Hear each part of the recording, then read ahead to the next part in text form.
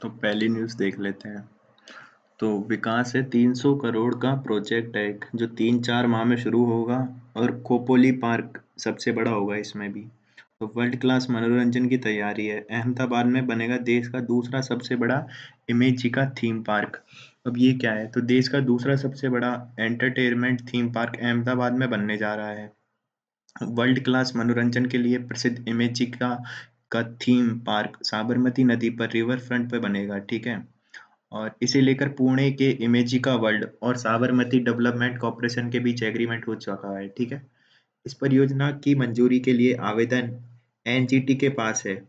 और मुंबई पुणे हाईवे पर खापोली में बना थीम पार्क इमेजिका का देश का सबसे बड़ा थीम पार्क है। तो अब सबसे बड़ा तो कहाँ पर है? मुंबई पुणे हाईवे पर है, खापोली, खोपोली। अब दूसरा बन रहा है अहमदाबाद में। और जॉन वन है, इसमें मेन एंट्री गेट पर व्हीकल ये सब है, तो ये बनेंगे। पर याद रखना है, जो अपना एंटरटेनमेंट पार्क है सेकंड वाला, वो अहमदाबाद में है और पहला कहाँ है? खोपोली। फिर प्रदेश में जीका वायरस से पहली मौत हुई, ठीक है। तो अलर्ट हो गया है। तो राजस्थान में जीका वायरस से पहली मौत हुई है। शहर के निजी अस्पताल में जीका वायरस से मौत के बाद चिकित्सा विभाग को जानकारी भेजी गई है। वर्ष 2018 में जीका वायरस का पहला मामला आया था। जयपुर के राजेंद्र को तेज बुखार आया। फोर्टिस अस्पताल में 20 नवंबर को उसे भर्ती कराया गया। जांच के साथ लक्षणों के आधार पर जीका वायरस का जांच कराई गई और पॉजिटिव आने पर अस्पताल प्रशासन ने चिकित्सा विभाग को सूचना दे दी है। इलाज करने वाले डॉक्टर अरुण अग्रवाल ने बताया, सामान्य बुखार के बाद उन्हें भर्ती किया गया था। गौरतलब है कि जीका वायरस एडीज एडेप्टेस और एडीज एलोपिक्टस एल्बोपिक्टस से होता है, ठीक है। तो दो वायरस हैं इसके लिए, एक तो एडीज एडेप्टिस है और एडीज एल्बोपिक्टस है। और यह आमतौर दिन में काटते हैं ये वाले मच्छर, ठीक है। तो जीका वायरस। तो राइजिंग राजस्थान इन्वेस्टमेंट समिट के लिए देश 30 से अधिक देशों ने दी शामिल होने की मंजूरी। 10 देशों ने स्वीकारा पार्टनर कंट्री बनने का न्योता, ठीक है।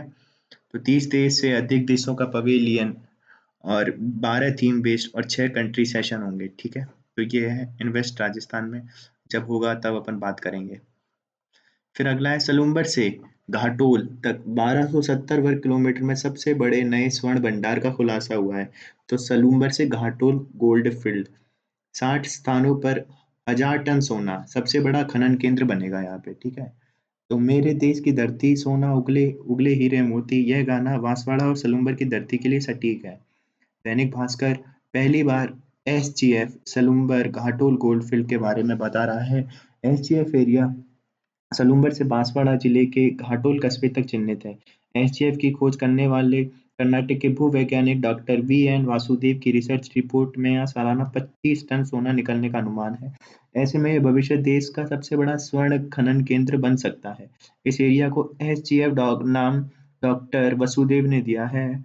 यह 1270 वर्ग किलोमीटर में फैला है और प्रारंभिक तौर पे 1000 टन सोने के भंडार हैं यहाँ पे। अभी अभी बांसवाड़ा में राजस्थान की पहली खान जिस सोने की खदान जगपुरा भूकिया की नीलामी हुई है, वह एसजीए का एक बहुत छोटा एरिया है।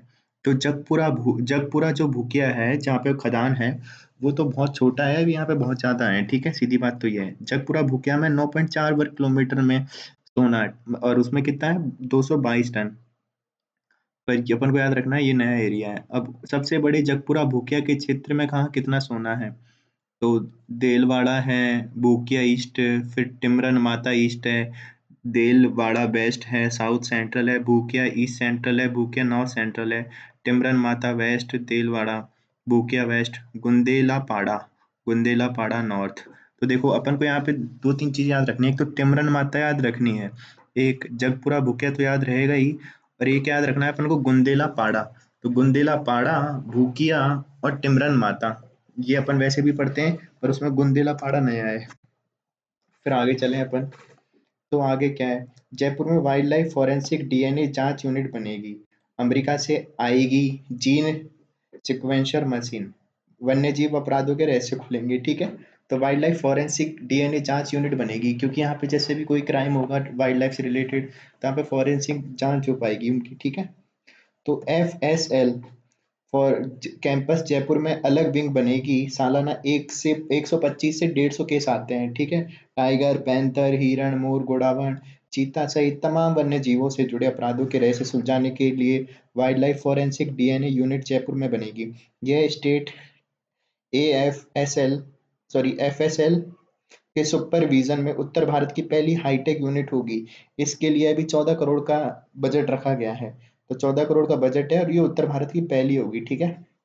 राज्य में वन्यजीव अभयारण्यों का बड़ा क्षेत्र है। इनसे जुड़े अपराधों की तय तक पहुंचने के लिए डीएनए यूनिट कारगर साबित होगी। तो अपन को याद रखना है ये किस लिए है।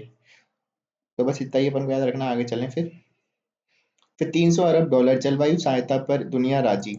तो बाकू कॉप 29 में अमीर देशों ने विकासशील देशों को 300 अरब डॉलर 25 लाख करोड़ मदद का संकल्प लिया है। जलवायु संकट के प्रभावों से निपटने में मदद 2035 तक सालाना दी जाएगी। हालांकि भारत सरकार ने राशि को अपर्याप्त बताकर पैकेज खारिज कर दिया। तो ये सालाना दी जाएगी, ठीक है, 25 लाख करोड़।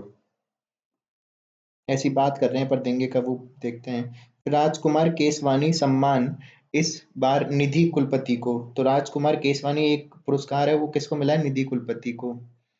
इस साल का राजकुमार केसवानी सम्मान एनडीटीवी की मैनेजिंग एडिटर एवं वरिष्ठ पत्रकार निधि कुलपति को दिया जाएगा। पुरस्कार में 1 लाख रुपए, प्रशस्ति पत्र और स्मृति चिन्ह शामिल है।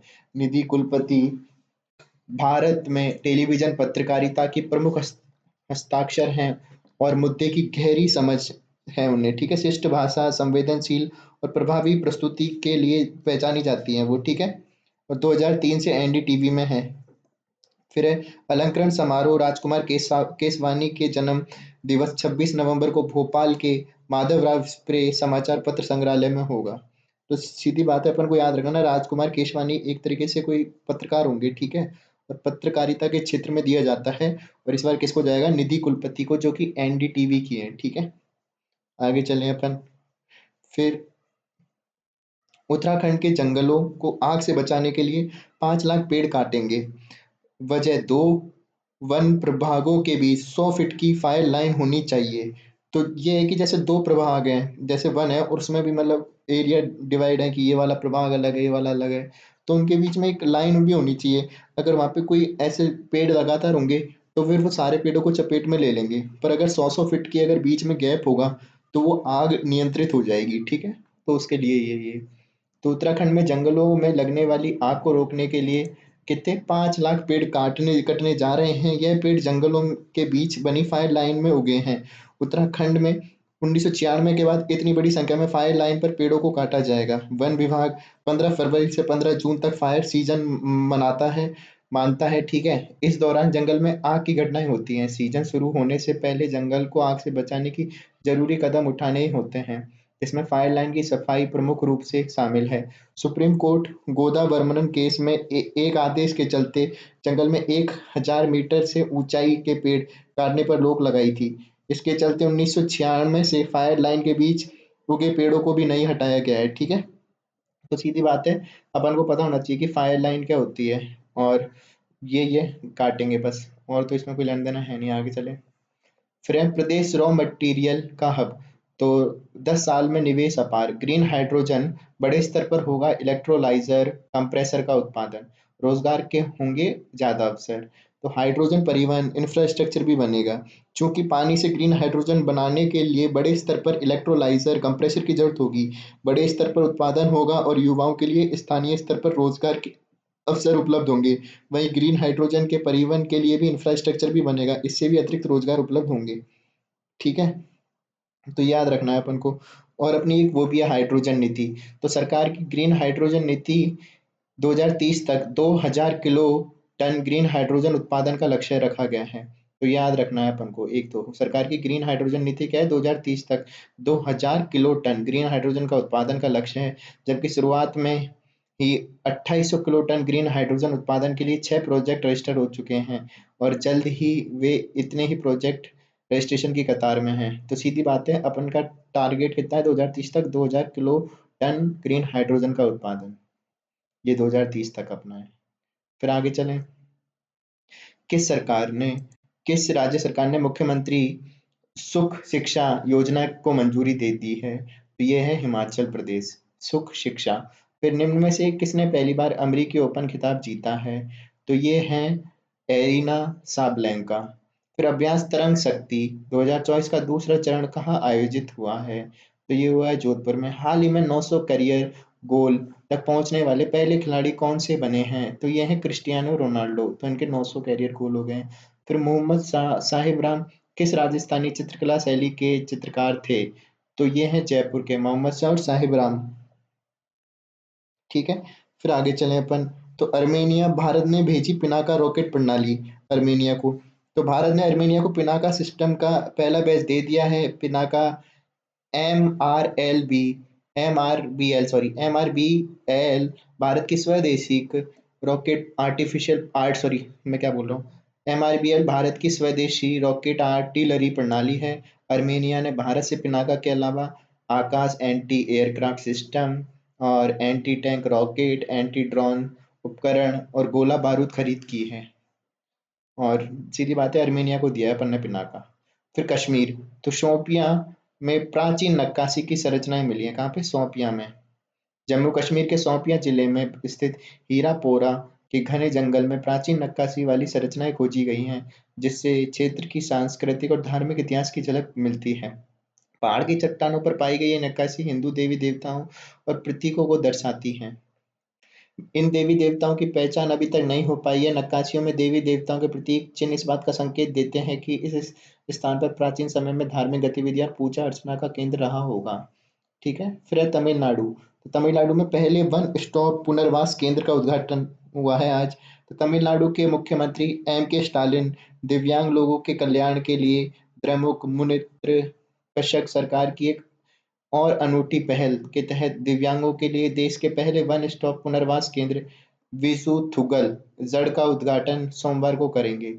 तो विजुथुगल ये विश्व बैंक के सहयोग से दिव्यांग कल्याण विभाग के TN राइट्स और प्रोजेक्ट्स के तहत स्थापित किए जा रहे हैं। तो क्या नाम है? विजुथुगल। ये क्या है? पुनर्वास केंद्र है विजुथुगल। फिर केंद्र ने लॉन्च किया हज सुविधा ऐप 2। तो अल्पसंख्यक मंत्रालय ने हज सुविधा ऐप 2 लॉन्च किया है। इसमें हवाई यात्रा विवरण, गंतव्य स्थल के मानचित्रों के साथ दिशा सूचक प्रणाली जोड़ी गई है। तो सीधी बात है, ये है। फिर एक है चक्रधर को पुरस्कार। तो जम्मू कश्मीर के उपराज्यपाल मनोज सिन्हा ने प्रेसिद्ध योग गुरु एवं विवेकानंद योग अनुसंधान संस्थान के अध्यक्ष डॉक्टर HR नागेंद्र और प्रसिद्ध लेखक, कवि, पत्रकार प्रोफेसर अशोक चक्रधर को पंडित हरिदत्त शर्मा पुरस्कार दिया है। तो हरिदत्त शर्मा पुरस्कार किसको गया है? तो अशोक चक्रधर को और HR नागेंद्र को। ठीक है।